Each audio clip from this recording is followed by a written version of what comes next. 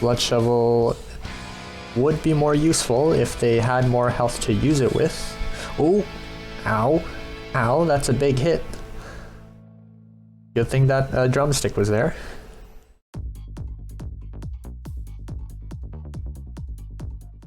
So how is CoNDOR structured?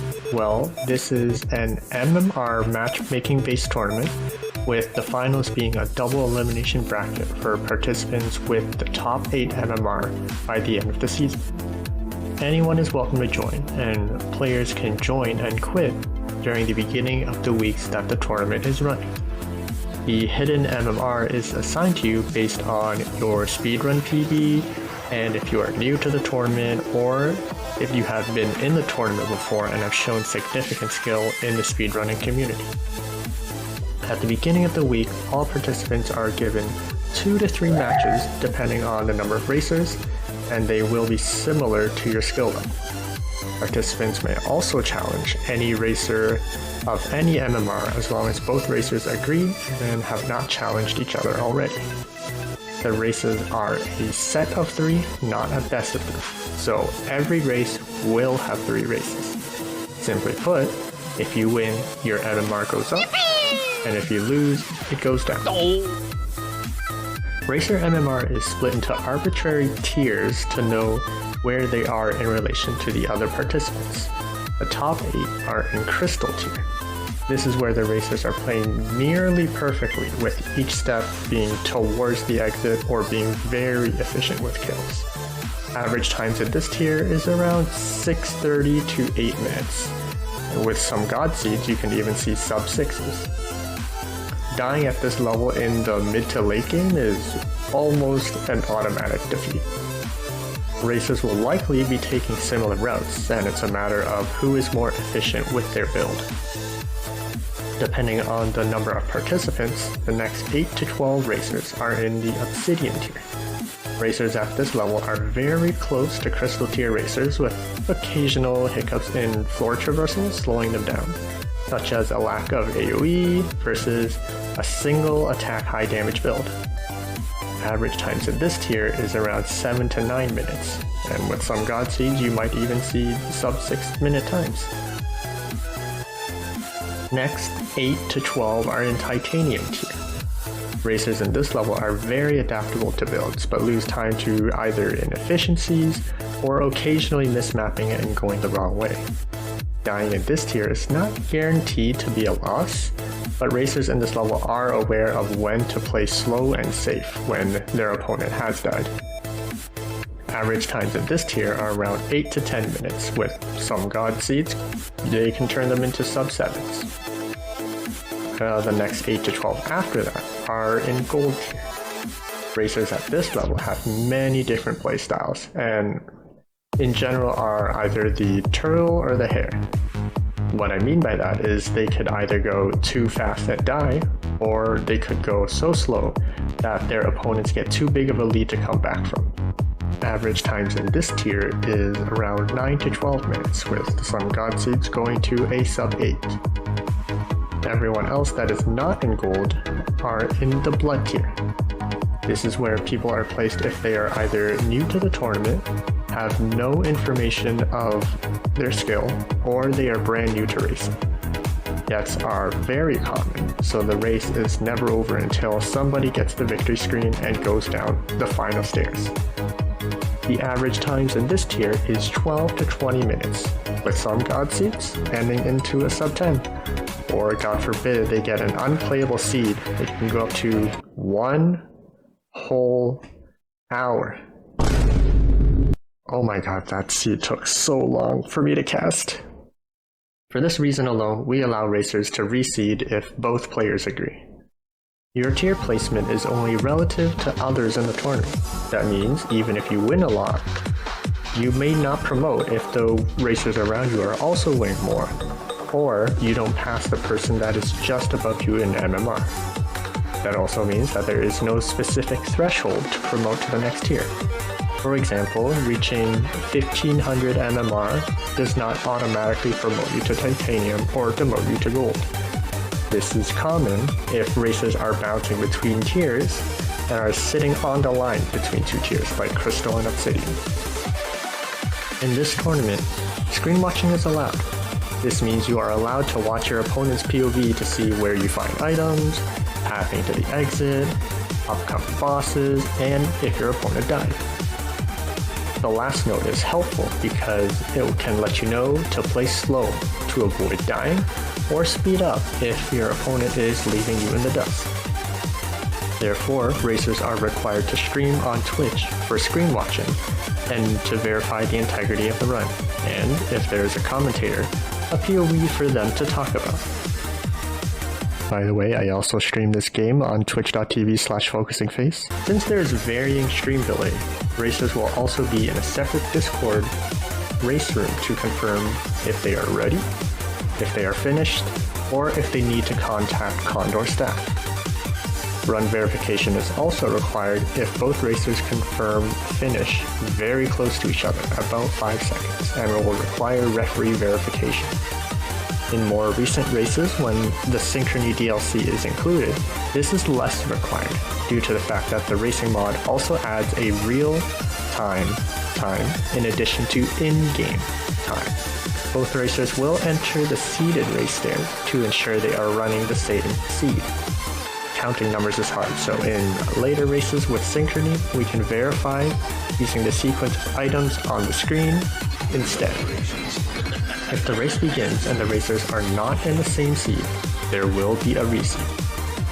That is the basics of the tournament. Now let's get back into the— Wait, one more thing. We need to figure this out. What's the difference between the CoNDOR main event compared to the side event? The MMR?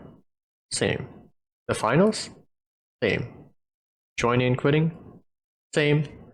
There will probably be less auto matches due to lower signups, but the matches will still be a set of 3. You can still challenge people though. Also, there are no tiers. There's not enough racers to divide them into tiers. Other than that, everything else is the same. And in case it wasn't obvious, side events are any characters that's not Cadence. Okay, now let's get on to the video. Got a Leprechaun Tiny Milk for Zelllooo. 300 gold, I would say, is a good amount of gold. Ooh, but Ancalagor's got the bounce traps. The bounce trap farming mechs. Those are the score running techniques. This could be. This is looking pretty close so far. Grenades are going to make this Deep Blues fight easy for both Zelllooo and Ancalagor. Ancalagor finds a heal spell. That's going to be a nice find. Ice seems to be a problem. Did you know? Ice is a problem. Couple hits on Ancalagor's side, down to 1 heart, and Zelllooo actually takes the lead from that. And they have finished Fortissimo right as Ancalagor starts it. Wow, grenade took care of that bomber for Ancalagor too, so that made that really nice. Oh, okay. That was something. We're gonna set Ancalagor right back to 1-1. And now Zelllooo can commence those slow play procedures. Which may include checking this shop actually. Oh, look at that, it's a food shop. Just what we were hoping for. Health. For 5 hearts. And we're gonna have a full heal. Might as well check the shop. Sure. Oh, come on. Really? When your opponent dies is when you get peace? That's just adding salt to the wound. Found the transmog. What will we be looking for? Oh, courage is not banned on Melody. Okay, well today I learned. Plate armor, well actually we have heavy plate level of protection with a protection charm. So that's 2 hearts, 2 damage reduction. Well, that's pretty good. Let's use up our pulse tomes. What else could we be looking for? Well, definitely not that. We're gonna do a lot of transmuting. Oh, well, I was gonna say mana heal, but peace. You don't want to give up peace. Nothing worthwhile to shop for, but we could transmute. Good transmute. That was a good transmute. The only problem is if Zelllooo gets surrounded, it's basically over. Not trying to jinx it or anything, but it could happen. Well, thanks, Wind Mage. Now are we gonna see some grenade strats? Wait, what? Did Necrodancer's shield just block the grenade? Oh, was that a normal bomb? Okay, I thought that was a grenade for some reason. I was like, huh? That was very confusing. Give me that loot! A little bit boring. You got a glass shrine, a crate to open for free. Could spend a bomb, find the bloodshot. We actually have Zelllooo bopping. Using the fireball, we're gonna get another heal spell. And a free glass shovel, which did they use the bomb to open the bloodshot? I didn't see it, but if they did, it was a little bit unnecessary. Got a death metal one. We have the bomb. Beautiful. Fireball and the quick strat for death metal. Makes for a very quick death metal. Okay, now it's Zelloo's turn on to death metal. Nah, I lied. Meanwhile, Ancalagor is gonna start Coral Rift. Unfortunately, I think if they move to the left to hit Coral Rift's head instead of upwards, I think the Coral Rift head would have moved to the side instead of, or would have moved upwards instead of, would have moved upwards instead of left, which would have given him a chance to fireball. I'm pretty sure. Ancalagor may just be trying to take it a bit slow. They may have armor, they may have healing, but what they don't have is health. Blood Shovel would be more useful if they had more health to use it with. Oh, ow, ow, that's a big hit. Good thing that drumstick was there.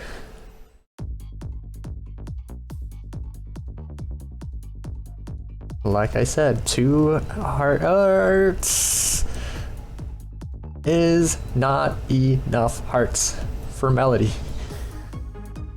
Okay, so what was that, like 3 near-death experiences Ancalagor just had?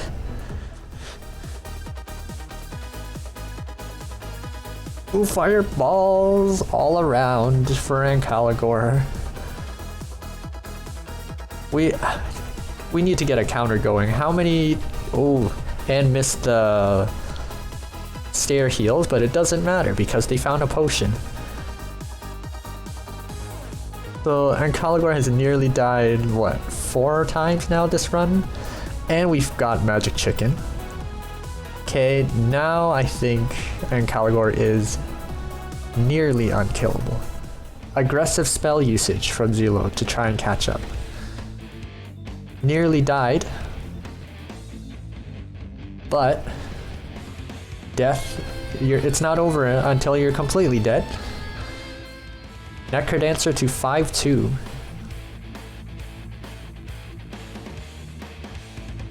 So I think Ancalagor should have the win. Very good push though. Cannot deny the very good push. So Ancalagor takes the 2nd win. The loot is mine! Yeah! And another leprechaun farm, potentially. We get a small farm from Zelllooo side. Lock shop isn't great either. Just a magic cheese. That's all we're really looking for. Or Ancalagor may have missed their chance for 5 hearts. Was not checking, but I think they could have. Watch the explodies. Hey, wait, hold on. Wait, Zelllooo, your shovel. Are you not picking up your... Okay, I guess Zelllooo is gonna just ignore the obsidian shovel. Either that or they didn't see it. We'll see if Ancalagor finds it. Are they gonna pick it up? Yes, they are. Good use of shielding and bombing for Ancalagor. Not gonna get any flawless items. It looks like oh, okay. That shove monster kind of got in the wave. Tried to scoot. Okay, scooting a little bit too hard. Press on the brakes just a little bit, Zelllooo. Who even knows how long freeze charm lasts? I think it's 60. Oh, Zelllooo, no. Well, I think they kind of realized that they were screwed the moment they exited that shop. They had Earth, that was definitely a possibility. Yeah, that was just a really bad situation for Zelllooo. Okay, transmute tomes for a blast helm, that's not bad. We take those. It's definitely safe. Gets us out of tight situations, and immediately we have regret. Oh no. Well, I mean, still get the gluttony charm, 6 heart. You can get 6 hearts instead of you have the cheese. 6 hearts is better than just not grabbing anything. They have 8 bombs. Okay. Ooh. This is where Blast Helm would shine. I'm actually gonna... I don't think I've heard any other commentators... Ooh, hold on. That was a Blast Helm situation. Okay, that should basically wrap up this match here. GG's. Ancalagor takes race number 3 with a real time of 9:27.